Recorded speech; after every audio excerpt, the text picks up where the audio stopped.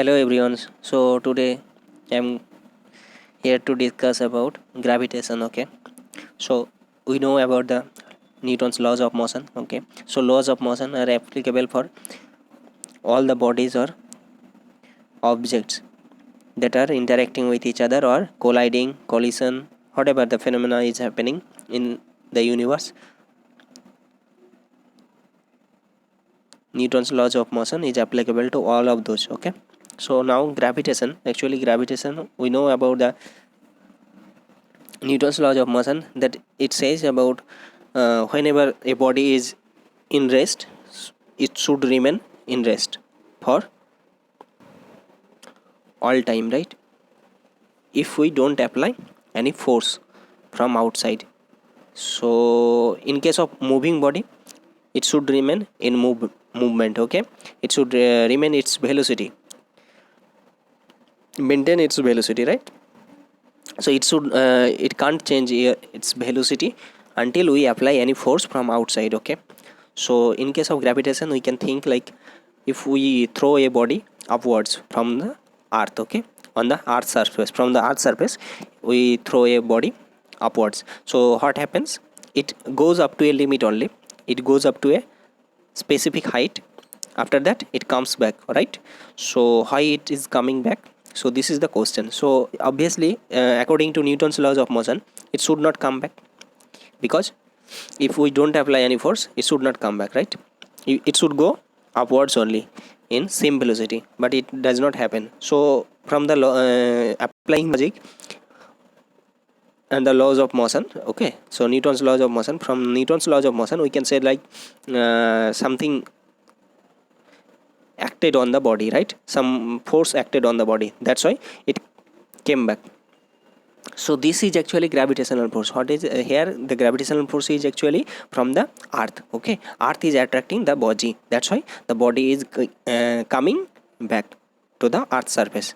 Okay, so gravitation, actually another thing we need to remember, that gravitational force is always attractive force. It has no repulsive nature. Okay, in case of Coulomb's force, we know that it could be attractive as well as repulsive. Okay, so similar bodies means when similar charged body means positive or negative, they attract, they don't attract each other, right? They repel each other. uh, positive particle repel another positive particle, and positive particle attracts another negative particle, right? So dissimilar attracts and similar repels according to Coulomb's law. But in case of gravitational force, we don't have any repulsive force. Okay, so this is actually only attractive in nature.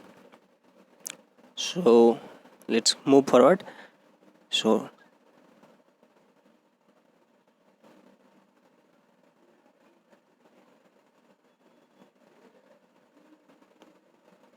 So here one thing is written, universal law of gravitation. So in the universe, whole universe, gravitational laws are applicable in the whole universe. Okay, so another thing, according to gravitational law, each and every body of the universe is attracting another body or object of the universe. Okay, each and every body is attracting another body or object. So actually what happens, like you can think like even our smartphone is attracting us, and we as a object also attracting the smartphone. Okay, so but it is not visible or it is not observable. Why? Because the force and the amount of force is very less. Okay, we will get to know that the amount of force, according to gravitational laws, the formula is there. So according to if we apply that formula, we will get very little amount of force. That's why we are not able to feel that. Okay, so that's why. So actually gravitational force is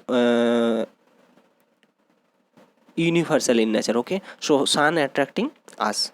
Okay, and earth is attracting sun is attracting earth. Likewise, everything is attracting everything in the universe. This is the gravitational law. Okay, so the next one. So here you can see the object, two objects are shown, object A and object B. A object is bigger in size and B object is smaller in size. Okay, so A also attracts B and B attracts A. Another thing we need to know that the force is actually equal, means whatever the force is applying on the B object by A object is equal to the force applied on the object A by object B. Okay, so the force acting on the A is equal to the force acting on the B. So now you can see, now you can think of the equations or the laws from the Newton's law of motion, right? So what is happening? Sorry. So you can see here the figure. Okay, so another thing here you need to consider, like the force is same, but we know the force is equals to mass into what? Mass into acceleration, right? So here mass is different, right? Size is bigger and size is smaller. So if we consider like bigger size has much mass, then obviously mass is different for these bodies, and we know that the force is equals for both bodies. So force is equals to mass into acceleration. So if we need to maintain the force equals for both, so mass is different, acceleration should also be different. So larger mass, okay, so the body having greater mass will have lesser acceleration. You got the point? So bigger in size or the larger mass body will have lesser acceleration, because the force acting on the body is equal for both. Okay, sorry, something going wrong, just a second. Okay, so it came.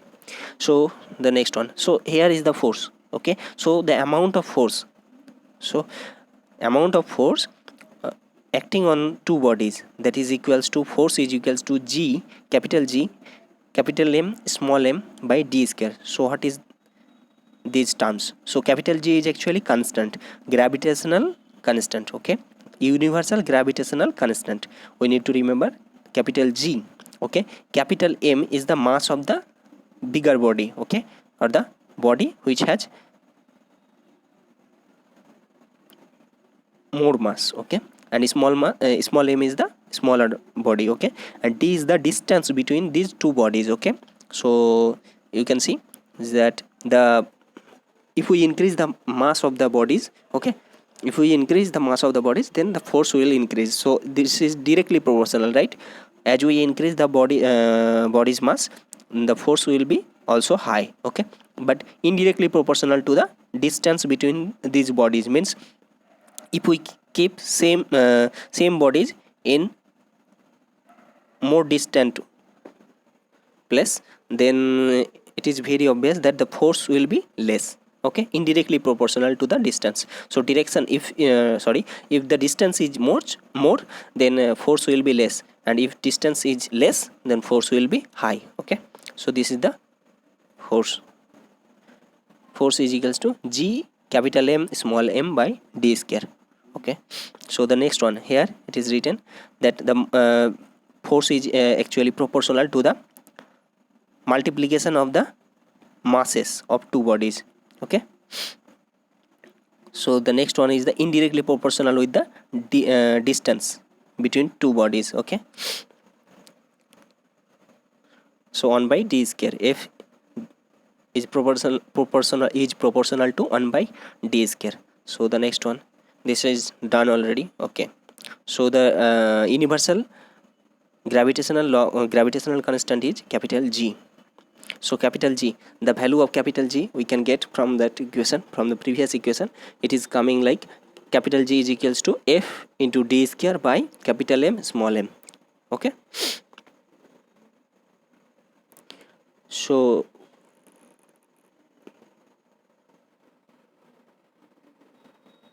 if we want to have the value of G, we can put the force, the distance between two bodies, the mass of the two bodies.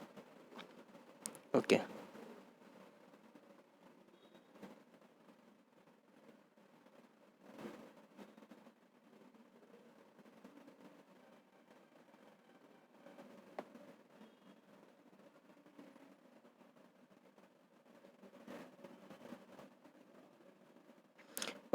wait for a second.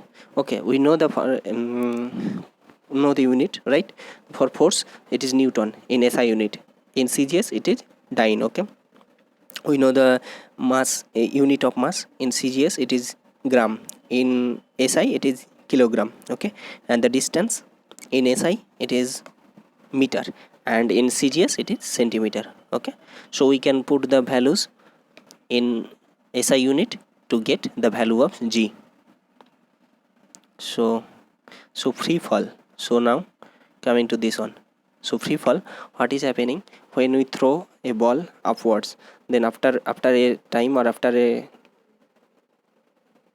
covering a specific distance, it comes back, right? So it is free falling when it is coming back. So it is because it is just because of the force working on the body by the earth. Okay, so that force is equals to m into g, means force is equals to, we know from the Newton's laws of motion, force is equals to mass into acceleration. So here if acceleration is g, small g, that is acceleration due to gravity. What is this?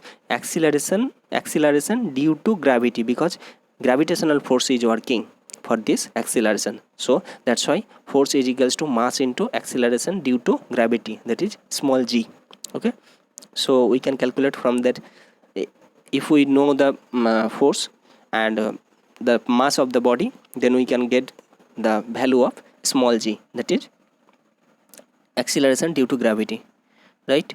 So from the equation we can put like mg is equals to force of g capital M small m by d square. From this, small m is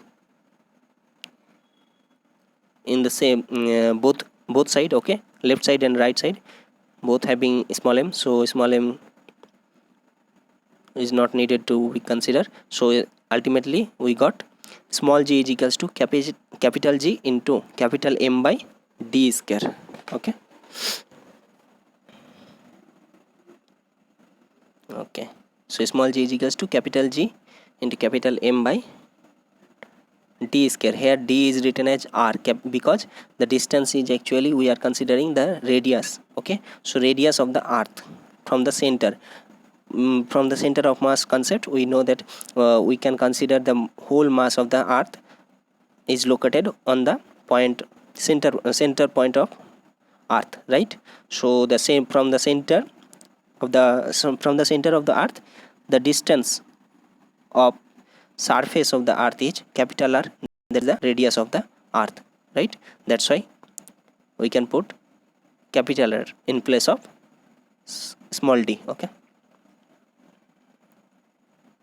so the value of small g is meter per second square. We need to remember this. In SI unit it is 9.8 meter per second square. In CGS unit it is 980 centimeter per second square. Okay, so the next one.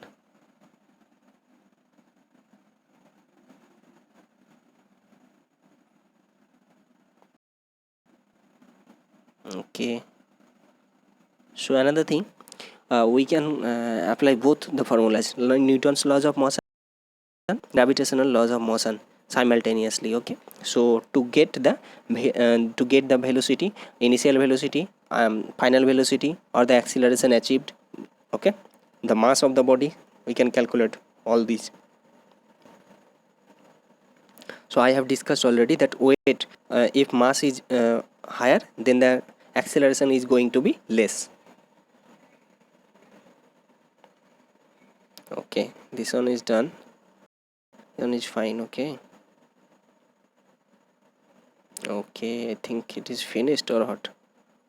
Okay, so we need to remember that the acceleration due to gravity is 1/6 of the earth in on the moon. Okay, moon surface. On the moon surface, the gravitational force, gravitational acceleration due to gravity is 1/6 of the gravitational acceleration on the earth. Okay, so we need to remember that.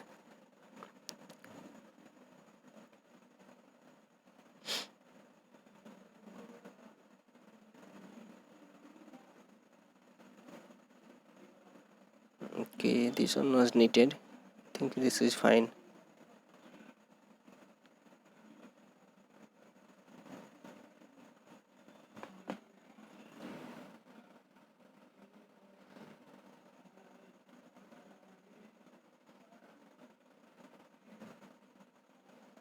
Okay, the last one is the relative density, this one. Okay, so relative density, we need to remember this formula. Relative density is equals to density of a substance, specific density is available of a specific substance, and divided by density of water. So density of any substance is considered with respect to density of water, that is the relative density. Okay, so density of water is fixed, so density of substance, if density of a substance is much, then relative density is high. If density of the substance is less, then relative density is going to be less. Okay, so this is fine. So up to this only. So I will discuss some other topics in other in other lectures. Okay, thank you.